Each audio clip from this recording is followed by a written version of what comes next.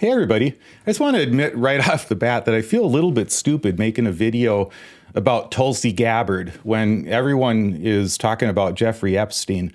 But I think Tulsi Gabbard actually is super important, and it even relates, what I'm talking about here, it relates to the whole Jeffrey Epstein thing, because I think Tulsi Gabbard right now is serving a purpose of taking focus off of Jeffrey Epstein.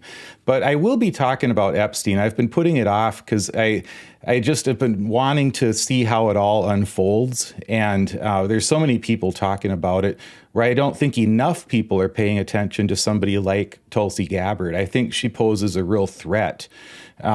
Tulsi Gabbard, if you don't know, is the director of national intelligence. And she's the Trump appointee from the very beginning who creeped me out the most by far, even more than Matt Gaetz when he floated him on the same day as he floated Tulsi Gabbard, actually.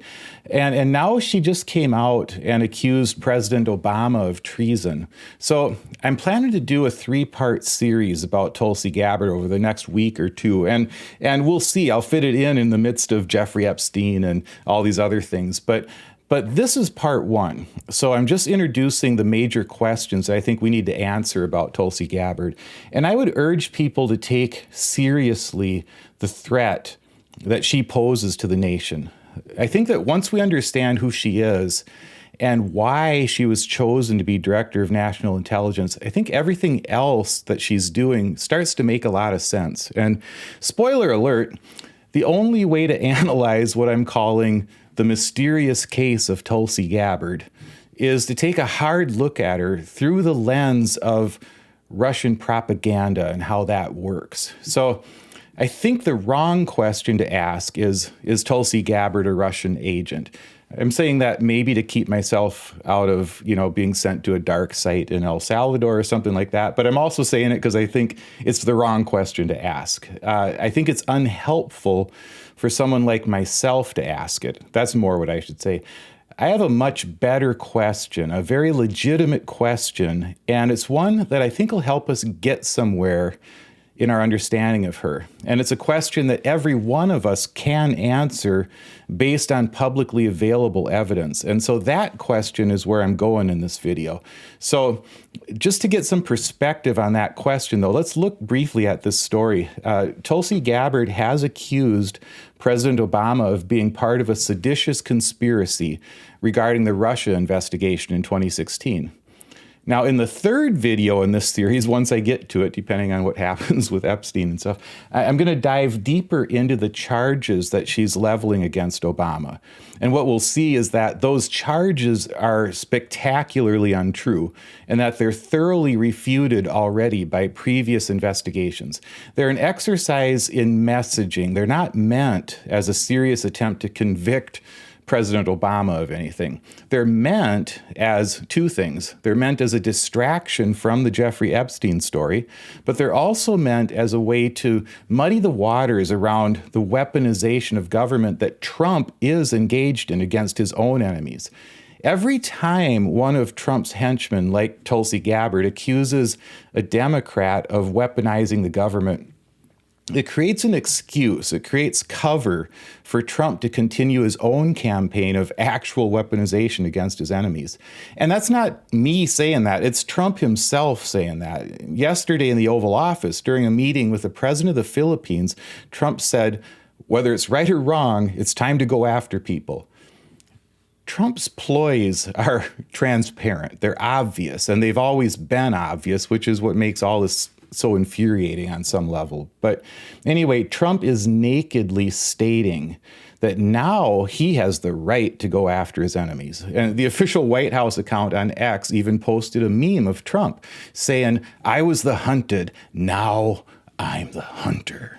President Donald J. Trump. So of course, Trump brought all this up when he was asked about Epstein because it's a distraction. He was saying, this Obama thing is what people really need to pay attention to. And so in that Oval Office meeting, he went on and said, this is like proof, irrefutable proof that Obama was seditious, that Obama was trying to lead a coup. And yes, he did say seditious. He did call it seditious for what it's worth. not in the sort of slip of the tongue way that people do, like I just did a minute ago, and I do all the time, stumbling over my words, but more in the confident, I'm using this word sedacious because I believe sedacious is a word in the English language sort of way. So don't be surprised if the state boards of education in Oklahoma or Mississippi start requiring their English teachers to tell the children that sedacious is an actual word in the English language. That's coming. But anyway, this is never going to lead to Barack Obama in jail, because that's not what it's even about. It's just another narrative for the base, another cat toy to bat around, another laser dot that they can chase all over the apartment. It's another thought blocking tool that's being handed to them to pull out whenever they start to wonder about that whole Jeffrey Epstein thing. Oh, but wait, Obama has committed treason. I don't have time to think about Jeffrey Epstein. It's that sort of thing.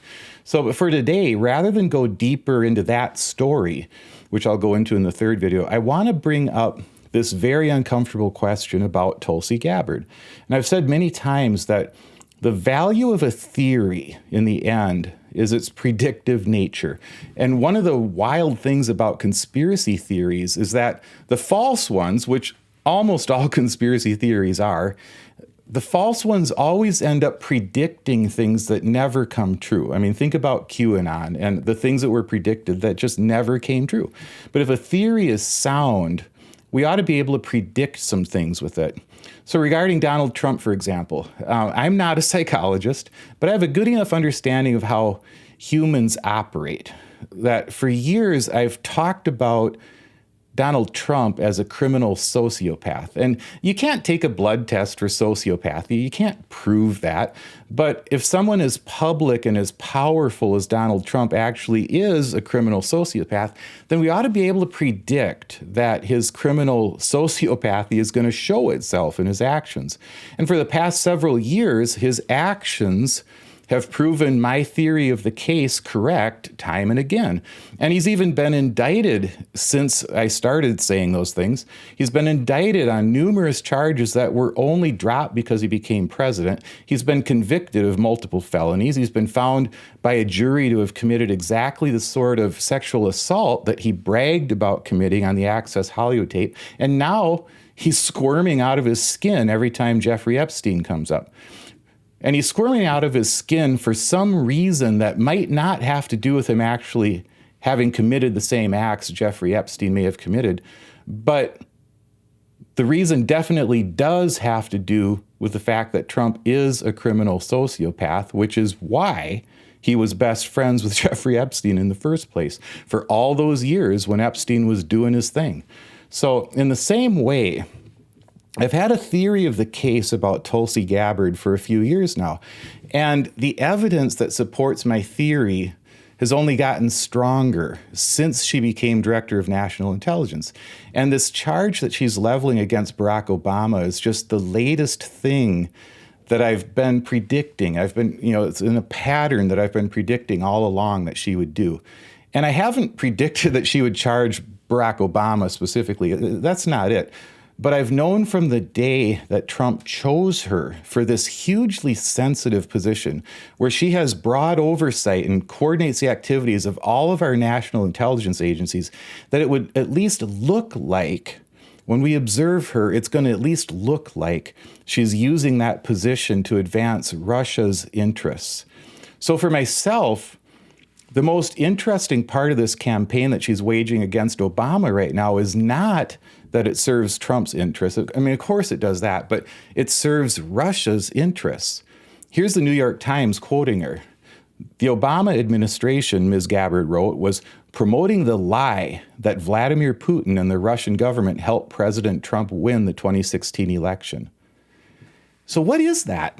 I mean, what causes her to say that? I mean, sure, she's shilling for Trump here, but she's explicitly claiming that it's a lie that Vladimir Putin and the Russian government helped Trump win the 2016 election. But the thing is, we have reams of proof, including the indictments of Russian agents who took part in attempts to influence the election in favor of Donald Trump. And we have a very thorough Senate report put out by the Republican Senate with deep involvement by Marco Rubio in writing that report that proves, or at least lays out a ton of evidence that Russia took several measures to influence the election in favor of Trump. The Mueller report gives all sorts of more evidence in great detail as well. The Mueller report shows that members of Trump's team at least expressed openness to benefiting from Russian assistance too. The Trump Tower meeting is an example where Donald Trump Jr. showed up expecting to receive and excited to receive damaging information about Hillary Clinton, and he was disappointed that he didn't get what he wanted. All of this has been well documented. But what Tulsi Gabbard has done in this report that she put out is to simply play word games with the facts. Notice that she calls it a lie that Vladimir Putin and the Russian government helped President Trump win the 2016 election. These are word games because she knows that it's impossible to prove that Russia succeeded in helping Trump get elected. It's very possible that Trump would have won that election anyway without the role that Russia played, say, in WikiLeaks and without their social media activities and the other things they did. That's an unknowable question. It's unmeasurable how much their efforts helped Trump.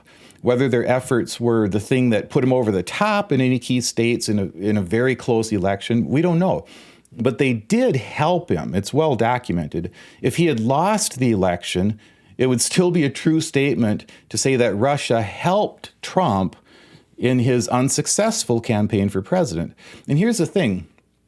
If a foreign government is interfering in our elections, it's the job of the federal government to investigate and try to stop them.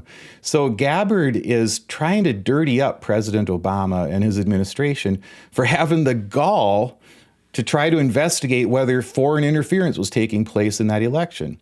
So I just want to ask, who does Tulsi Gabbard's report help? Sure, it helps Donald Trump, but on a deeper level, who does it help when Gabbard and elected Republicans over the past several years put such a huge focus on investigating the investigators into foreign election interference? The question, I think, answers itself. Who does it help? But people are afraid to say it because they don't want to sound like conspiracy theorists. So I'm going to go out on a limb here and make a prediction, and we'll see if it holds true. I predict that Tulsi Gabbard is going to continue to make moves as Director of National Intelligence that are going to at least look like they're advancing the interests of Russia. I think that's going to keep happening. And I'm going to make a further prediction that she's going to get away with it, that Trump is going to allow her to do this as long as his interests and Russia's interests are aligned. And for most of his time in public office, Trump's interests have been aligned with Vladimir Putin's interests. That's not a secret. That's not a conspiracy theory. That's just public history. No one has proven why their interests are aligned, but Trump has publicly taken Putin's side many times. So I'm predicting that Tulsi Gabbard will remain as Director of National Intelligence for as long as Putin's interests are aligned with Donald Trump's. And I predict that if she's fired someday, it'll be because she pushed a policy or a narrative or took some action that advanced Putin's interests but worked against Trump's interests. I mean, I don't know. But I thought that very thing was happening when Trump made the decision to bomb Iran, because Gabbard very publicly went against the administration's narrative that the bombing was necessary to stop Iran's imminent threat of building a nuclear weapon. Now, it may be that the intelligence that she was putting forward was true. That's entirely possible. But my point is this: who did that narrative serve? Of all the players in that game, Russia was the one who had the most to lose from Iran going to war with the United States. So maybe it was a coincidence, but this first major disagreement that she had with the rest of the Trump administration, she pushed for the outcome that Russia preferred until it looked like she might lose her job over it. So I find that interesting. And it's the sort of thing that I've been wondering if we would see. So where does this all leave us? I said at the beginning that it's the wrong question if we're asking, is Tulsi Gabbard a Russian agent? I know she's been accused of that, but it's an unhelpful question. For one thing, it's impossible for me or any of us to prove. If I wanted to prove that, I'd need the investigative help of agencies like the CIA or the intelligence branch of the FBI, agencies like that. And I don't have oversight over those agencies. Oh, Tulsi Gabbard has oversight over those agencies. But it's also an unhelpful question because it comes across as inflammatory. The word agent implies a really deep, dark, intentional pact with another country. And since I can't prove something like that, it doesn't make sense to spend much time even asking such an inflammatory question. I think a slightly better question, one that I still can't answer, but at least a slightly better question is this. Is Tulsi Gabbard a Russian asset? And that's a question that Hillary Clinton raised about her in the past. An asset isn't necessarily even a knowing accomplice. You might just have a real affinity for a certain country, or your belief system might genuinely make you susceptible to the influence of that country. I mean, I know for myself, if I were in some super powerful position and Bono started calling me and telling me all these great plans that he has for the world, I'd probably be an asset for Bono in the government. That's just human nature. So it may just be that her worldview happens to align with Putin's. But as we'll see in my next video in the series, she's been known to repeat Russian propaganda. And it sure seems to go beyond an accidental alignment of values. It seems to go to something more mysterious, at least. And given those statements that she's made in the past, it's pretty strange, I think, that Trump looked at a nation of over 300 million people, and the one person he found, the one person he chose out of 300 million people to be our director of national intelligence, is the person who has the most serious questions swirling around her regarding Russia. I find that strange. But anyway, here's the question I want to ask, and it's a question that I think we can all answer for ourselves if we work at it.